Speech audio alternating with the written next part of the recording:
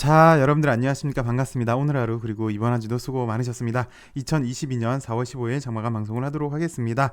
LB는 전일 대비 0.16% 하락한 35,500원에서 마감을 했습니다. 뭐 큰 흐름 속에서는 우리가 매일 이야기하고 있지만 지지부진한 모습이 맞긴 맞는데요. 근데 보통 이렇게 양봉이 나오고 나서는 곧장 다시 도람이 타버린 적이 많았었죠.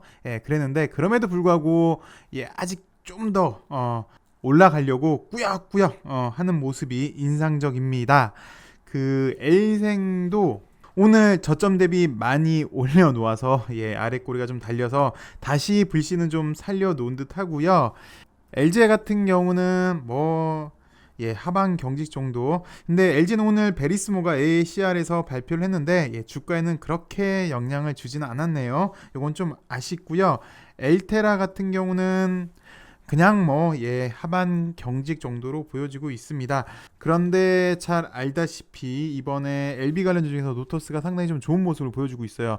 이렇게 상승 추세 잘 이어가고 있고 나름 지금도 기간 조정을 양호하게 좀 해주는 그런 모습이어서 인상적인데요. 그 일반적으로 우리가 몇 차례 봤는데 신규주 같은 경우는 왜 상장 당일 주가가 상당히 좀 중요하잖아요. 얘도 요거 돌파가 좀 상당히 좀 중요한데 왜 예전에 우리가 SK 바사 같은 경우도 살펴봤고요.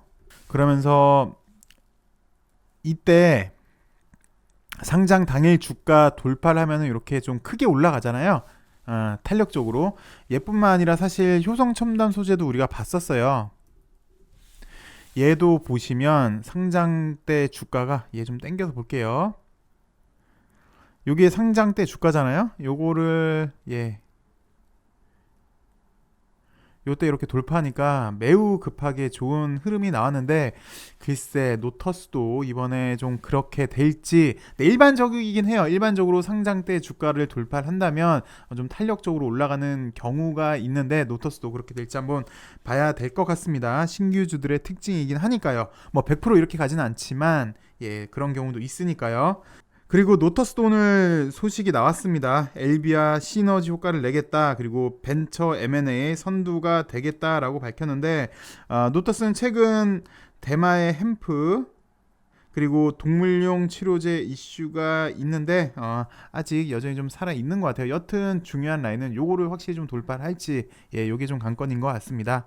그리고 넥사는 지지부진 없는 브레이크도 없이 끊임없이 하락하는 이런 넥사의 현재 모습에 진이 지금 다 빠지고 있는데요. 어제 우리가 리픽싱 내용을 살펴보았잖아요. 결론적으로만 보면은 오늘 넥사 같은 경우는 리픽싱이 되었습니다. 조전 전 가액이 13,350원인데 조정 후 보니까 11,800원이 되었고요. 근데 최저 가액은 9350에는 못 도달했어요. 그래서 안 좋게 보는 사람은 최저까지 갈 것이다 라고 주장하는 분도 계시는데 글쎄요, 이거는 확실한 패턴이 없어서 그냥 여기서 올릴 수도 있고 또 최저가까지 리피싱 갈 수도 있고요. 그건 봐야 될 것 같은데 간단하게만 좀 보시면 가격은 이렇게 변했습니다. 가격이 변하다 보니까 주식수도 요만큼에서 요만큼 늘어나게 됐고요. 그 다음에 요거는 이제 우리가 많이 봤잖아요. 1개월 가중산수평가가 요만큼, 일주일 가중산수평가가 요만큼, 최근 가중산수평가가 요만큼인데 요걸 나누기 3한 가격이 11,750원이었는데 요 11,750원이랑 최근이랑 비교해서 높은 거 그래서 11,750원이 됐는데 그 전에 원래 가격이 13,350원이었잖아요. 근데 요 11,750원에서 절상하니까 11,800원이 되었다라 라는 소식이 나왔습니다. 어찌되었건 넥사도 일단 리픽싱은 확실히 했고 이제 좀 주가도 좀 반등을 좀 해주길 기대를 해봅니다. 네, 넥사 같은 경우는 사실 좀 이따 말씀드리겠지만 이뮤노믹 지분도 보유하고 있어요. 나노젠뿐만 아니라. 그래서 이뮤노믹이 나온다면 넥사한테도 좀 긍정적일 걸로 보여지는데요. 그리고 그 원래 4월 들어서면서 우리가 AACR에서 이뮤노믹 GBM을 기다렸었죠. 근데 기대했던 ITI 1000이 아닌 ITI 3000이 나오면서 좀 사실 내심 좀 실망을 했습니다. 근데 오늘 주가행 자료 보시면요. 4월 21일 세계 백신 대회에서 ITI 1000 임상 이상 선점 이미징 데이터를 공개한다고 합니다. 이런 이야기가 사실 좀 그렇긴 해요.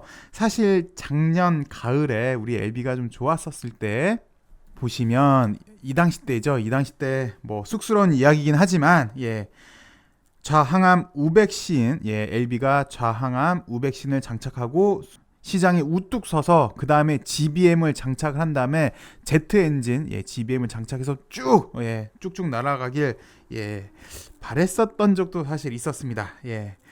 근데 그 이후에 보시다시피 주가는 약 7만 원대에서 약 3만 원대까지 하락을 했고요. 현실은 좌지연 우구라가 되었지만 그럼에도 GBM에 사실 기대하는 바가 아직도 큽니다. 그래서 한번 이 내용을 살펴보도록 할게요. 주가에서 오늘 이런 자료를 올려줬어요. 이민요믹 GBM 임상 이상 새로운 데이터가 공개되었다. 4월 21일 세계 백신대회 ITI 1000 교무세포종 임상 이상 선점 이미징 데이터 공개를 하겠다. 그래서 미 FDA 신약 품목 허가 전문가들 합류 이후에 지금 분위기가 좀 심상치 않더라. FDA 출신 그것도 신약 품목 허가 업무 전문가 두 분이 엘레바 경영진으로 합류를 했죠. 그래서 좀 들썩들썩 리보도 기다리고 있는데 이 와중에 GBM까지 움직이니까 좀 기분 좋은 흐름이다 라고 했어요. 그래서 FDA 전문가 2명이 합류한 이후에 두세 건의 리보세라닉 글로벌 시판 허가 신청을 공식적으로 선언을 했습니다. 우리가 이틀 전에 살펴봤죠. 그리고 이민요믹 뇌종양 치료제 임상 이상 이머징 데이터까지 발표가 된다고 하니까 상당히 좀 기대가 돼요. 그래서 2년에 걸친 인고의 시간이 이제 거의 다 된 느낌인데 꽃이 필 그 계절이 오고 있다. 뭐 이런 이야기하기 그렇지만 사실 꽃이 피면 알게 될 것이다 라는 그런 우리 주주들은 기억도 있고, 사실 또 어저께 제가 시를 한 송을 낭송을 했습니다. 그러면서 이제 한 송이 국화꽃을 피우기 위해 라고 얘기를 했는데 이런 이야기가 계셨어요. 왜 하고 많은 꽃 중에 지금 봄인데 봄에 피는 꽃을 이야기를 해야지 왜 가을에 피는 꽃을 이야기해서 김을 팍팍 세게 하냐라는 분도 계셨는데 그건 죄송해요. 어찌되었건 꽃이 필 그 계절이 다가오고 있다고 합니다. 어느새 리보 NDA로 그리고 오늘은 GBM 임상 이상 데이터로 성큼 다가왔는데요. 잘 아시다시피 이제 GBM 같은 경우는 2003년 이후에 없었죠. 뭐 특별하게 여기 테모졸이랑 요 아바스틴 말고는 없었는데요. 일단 시장 규모는 미국 시장만 3조로 되고 요 시장의 독점 치료제로 이민요믹, LB의 자회사 이민요믹이 진입할 걸로 예상이 되고 표준 치료제가 목표이기도 합니다. 그래서 이제 사실 네브레인 센터까지 이제 아시아권까지 침투를 위해서 한국에도 세웠는데요. 뭐 많이 봤으니까 임상 결과에 대해서는 현재 표준 치료제 테모졸보다도 3배 이상 좋은 OS, 그리고 우리가 너무 잘 알고 있는 GBM 치료 효과가 너무 좋아서 임상 환자들이 너무 오래 살고 있다. 그래서 임상을 종료하지 못하고 있다. 이 상황 다시 한번 곱씹어 볼 필요가 있다라고 얘기를 했어요. 그래서 이런 이야기를 해줬네요. 그런 이민요믹이 코스닥을 간다? 이런 임상 결과라면 나스닥 상장이 답이다라고 주가항에서 이렇게 평가를 해주는데, 글쎄 뭐 진회장 지난번 주총 때 이야기를 들어보면은 코스닥을 상장하기 위해서는 확실한 결과치는 하나가 있어야 한다. 그리고 현재로서 이민요믹이 나스닥도 상장이 지금으로서도 충분히 가능하다라고 얘기를 했는데, 결론적으로는 아직 회사는 최종적으로 선택은 못했다. 둘 다 고려 중에 있다라고 얘기는 하긴 했습니다. 근데 뭐 우리 입장에서는 코스닥보다는 나스닥을 갔으면 하고, 또 최근에 보면 쿠팡도 미국으로 가서 성적이 좋았잖아요. 그래서 그렇게 되면 LB 시총이 LB가 한 단계 더 업 되지 않을까라는 기대였고요. 여기에 이제 리보도 리보, 게다가 이민요믹까지 온다면 LB가 충분히 시장에서 관심을 받을 수 있지 않을까라고 이렇게 논평을 해줬습니다.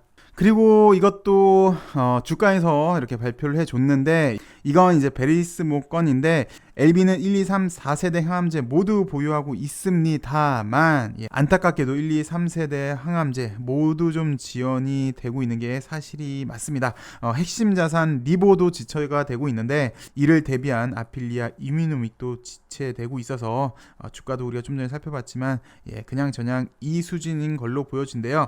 3세대 이민요믹도 일단 살펴봤고, 리보도 1년 내 보수적으로 2개 한다고 하고, 아필리아도 이제 뭐 제업상이 거의 마무리된 것 같아서 이제 곧 유럽 판매가 될 걸로 보이는데요. 베리스모 분명히 차세대 핵심 자산이 맞습니다.